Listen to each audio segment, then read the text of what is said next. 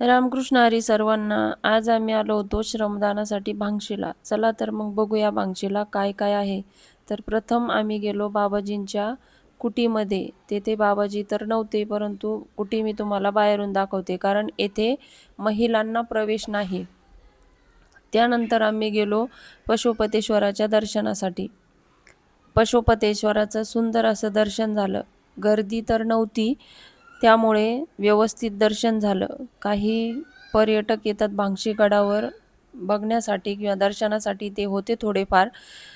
त्यानंतर पशुपतेश्वराचं दर्शन निवांतपणे झालं. त्यानंतर आम्ही भंडारगृहात गेलो. किती सुंदर आणि स्वच्छ हे भंडारगृह आहे बघा. तिथून विळे आणि खुरपे घेऊन आम्ही लगेच शेतात गेलो. शेतात घास कापून तर झाला होता, पण घास खुरपायचा होता. मग दुपारपर्यंत आम्ही घास खुरपला आणि बसलो जेवायला.